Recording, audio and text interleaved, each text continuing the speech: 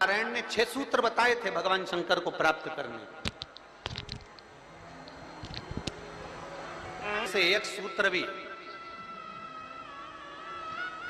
जितने लोग आस्था चैनल पर कथा सुन रहे हैं, फेसबुक यूट्यूब पर कथा सुन रहे हैं और जितने विदिशा की पवित्र भूमि पर कथा सुन रहे हैं, इनमें से एक सूत्र भी अगर हम अपनी जिंदगी में उतार लें तो हमको देवादिदेव महादेव का साक्षीकरण जरूर होता है।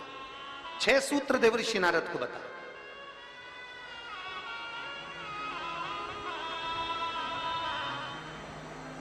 सबसे पहला सूत्र जो देवऋषि नारद को भगवान नारायण ने बताया कि हे नारद, आप शिव को प्राप्त करने का एक तरीका पूछ रहे हो, भगवान शंकर को प्राप्त करने का कोई उपाय पूछ रहे हो, भगवान शिव को कैसे प्राप्त करा जाए वो तुम पूछ रहे हो। तो उसमें 6 सूत्र हैं। उस 6 सूत्र में सबसे पहला सूत्र है अपने मस्तक पर भस्म का तिलक, चंदन का तिलक, त्रिपुंड अपने मस्तक पर जो जीव लगा लेता है वो भगवान शंकर की शरणागति को प्राप्त कर ही लेगा। 6 सूत्र में से पहला सूत्र है अपने मस्तक पर त्रिपुंड लगा लेना, अपने मस्तक पर त्रिपुंड का भाव प्रकट करना।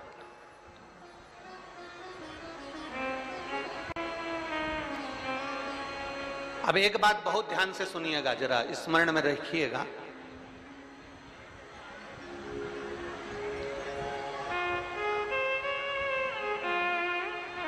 कई माताएं कहती हैं कि गुरुदेव, हम अगर चंदन का तिलक लगाकर जाएंगे या हम त्रिपुंड लगाकर जाएंगे तो लोग हंसते हैं।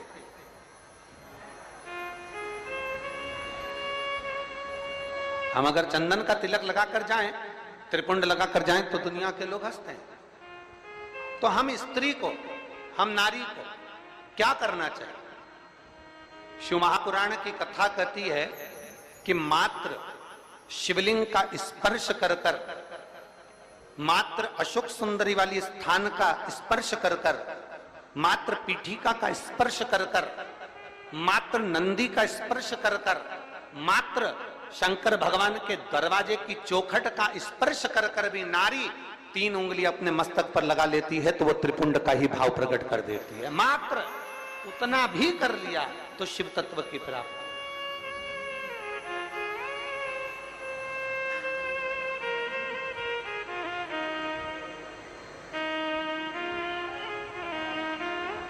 दूसरा सूत्र बताया है देवऋषि नारद को। दूसरा सूत्र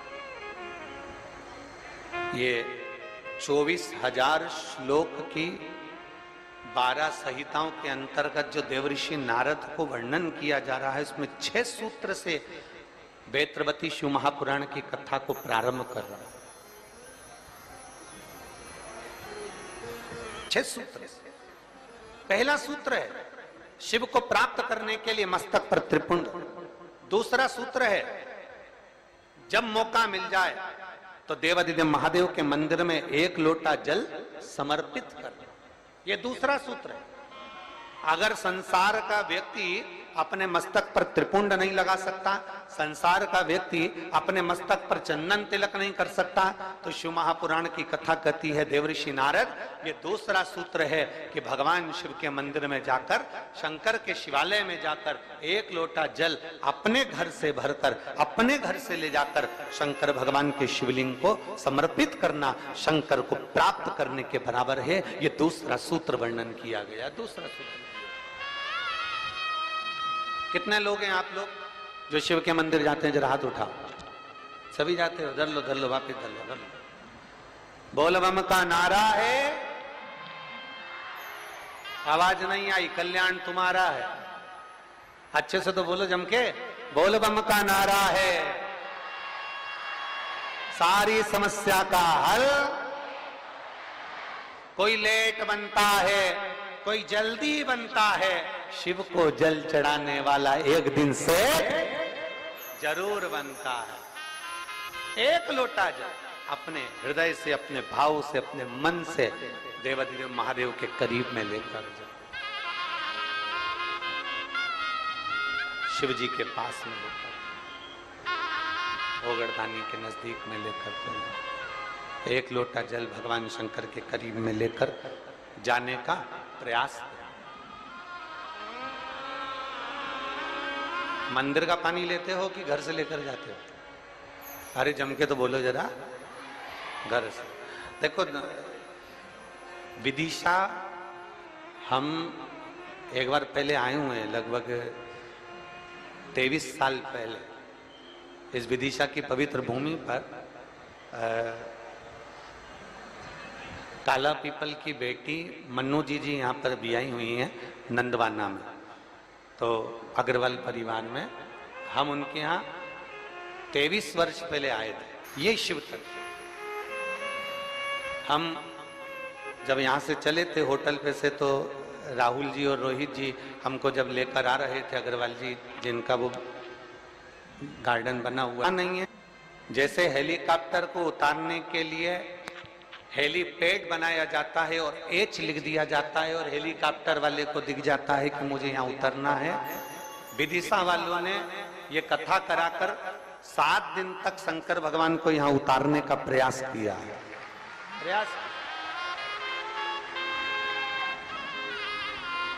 हेलीकॉप्टर का हेलीपैड केवल हेलीकॉप्टर को उतरने के लिए होता है, और शिव महापुराण का ये पंडाल आपके भीतर की अविरल भक्ति, आपके पूर्वजों का पुण्य, जरा विचार करिएगा। हम वो रोहित जी राहुल जी से कह रहे थे कि आप लोगों के कहीं पूर्वजों का पुण्य होगा, जो ये सक्सेना परिवार है, शर्मा परिवार है, आदि जितने भी लोग यहाँ लगे हुए हैं, शास्त्री जी लगे हुए हैं, राजपूत जी लगे हुए हैं, और भी विधायक महोदय और उनकी पूरी टीम लगी हुई है, तो कहीं ना कहीं किसी न किसी रूप में जो ये सारे सहयोगी जन लगे हुए हैं, तो इनका कोई पूर्व का पुण्य, इनके पितरों का प्रबल हुआ होगा, इनका आशीर्वाद मिला होगा, तब जाकर ये कथा का भाव यहाँ पर प्रकट हुआ। चाहे वो शर्मा जी हो, चाहे जायसवाल जी हो, चाहे आदिक राजपूत जी हो, जितने भी परिवार साधु।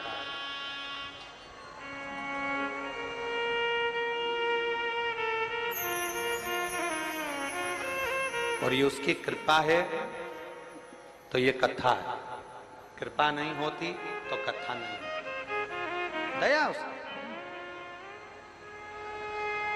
और देखिए, सूखे में कथा करा लेना एक अलग बात हो जाती है, व्यवस्था तुरंत हो जाती है, सूखा समय रहता है, पानी वानी का टेंशन नहीं रहता। पर बारिश में व्यवस्था करना, जमीन तैयार करवाना, पंडाल लगाना, थोड़ी व्यवस्थाएं करना थोड़ा कठिन होता है। अच्छा, तुम में से कितने लोग हैं जो अपने छोरा छोरी की शादी बारिश में करते हैं? जम के तो बोलो जरा, अपने छोरा छोरी की शादी करो बारिश में। कोई नहीं करे बारिश में। गांव का व्यक्ति हो चाहे शहर का व्यक्ति हो, प्रयास यह करता है भैया या तो ठंड का मौसम हो या थोड़ा गर्मी का मौसम हो, ऐसा मौसम देखना जिसमें थोड़ा डेंटिंग पेंटिंग भी हो जाए और तैयार वैयार होके खाना पीना भी जोरदार हो जाए, तो मुहूर्त देखा जाए। अब बारिश में छोरा छोरी की शादी कौन करे? कौन करे वहां? वो तो कोई इमरजेंसी हो, बहुत जरूरी हो, छोरा छोरी माने ही नहीं, मैं तो हुई करूं, मैं तो अब भी करूं, नहीं तो मैं तो बेतरनी में बेतरबती में जा रही हूं। अब वो तो कोई जिद पकड़ ले तो फिर बारिश में देखना पड़े, और फिर शादी की लगन नहीं निकले तो देखना पड़े। तो पर बारिश में कथा हो रही है, तैयारी करी गई है, और वो तो इंद्रदेव है, जलवृष्टि आदि की सब, धूप गर्मी सब, हवा पानी सब चलता रहता है। पर निवेदन है आप सबसे, थोड़ा थोड़ा प्रयास आपको करना है, थोड़ा प्रयास समिति कर रही है, और ये सुंदर मां सरस्वती मानस मंडल कर रहा है, माननीय श्री आचार्य रवि कृष्ण शास्त्री जी महाराज। दिल से अपने घर से चलो तो 4 चीजें लेकर चलना है, याद है आप लोगों को? जम के बोलो जरा, पानी की, जम के बोलो जरा, पानी की 2 बाटल, एक किसके लिए? पड़ोसन के लिए, और एक अपने लिए। एक छाता, नीचे बिछाने की पन्नी, ओढ़ने का साधन, सब साथ में लेके चलो। और जहां जगह मिल जाए, जहां तुम्हें कथा की आवाज आ जाए, जहां तुम्हें जगह प्राप्त हो जाए, वहां बैठकर भगवान शंकर की अविरल भक्ति को प्राप्त करो, जहां जगह मिल।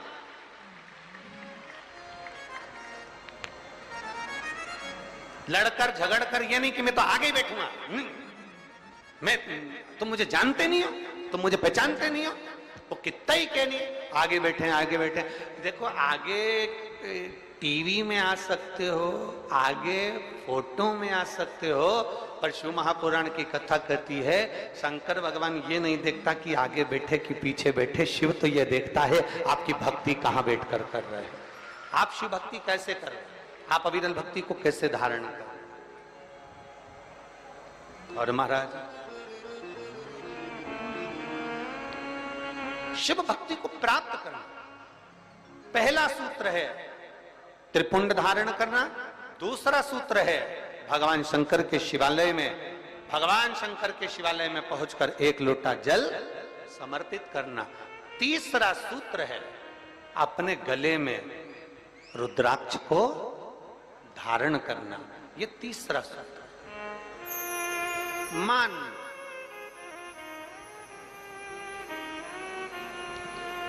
मस्तक पे से तिलक मिट गया, मान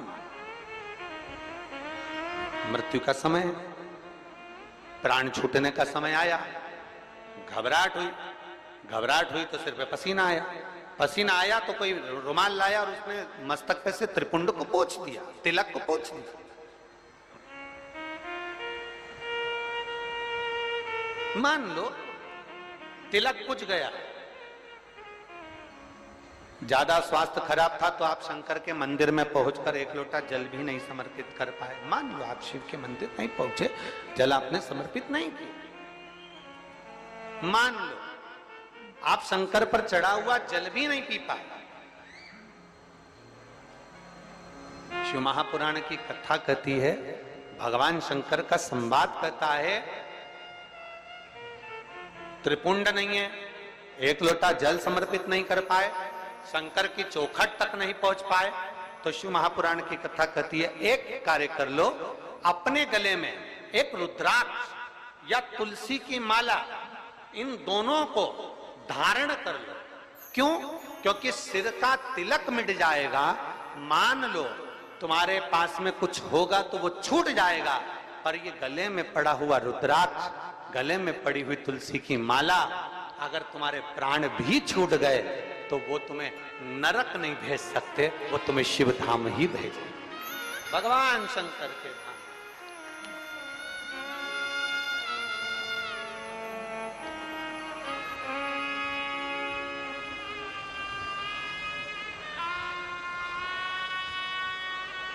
और बहुत बहुत सुंदर भाव कहा है, ध्यान देना।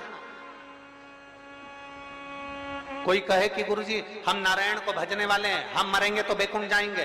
कोई कहे हम राम को भजने वाले हैं, हम मरेंगे तो बैकुंठ जाएंगे। कोई कहे हम कृष्ण को मानने वाले हैं, हम मरेंगे तो बैकुंठ जाएंगे। कोई कहे हम दत्त को मानने वाले हैं, हम मरेंगे तो हम बैकुंठ जाएंगे।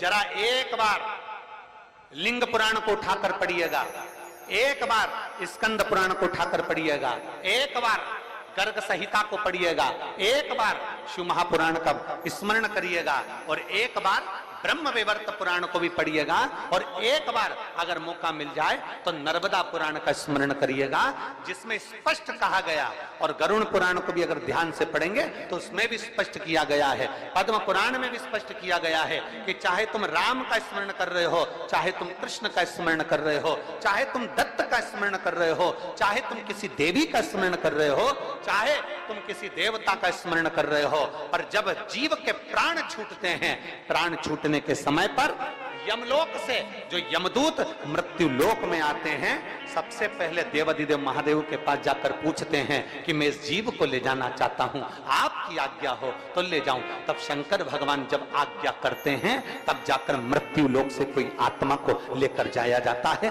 कोई जीव को लेकर जाया। शिव आज्ञा नहीं करे तो कोई जीव को नहीं ले जा सकता।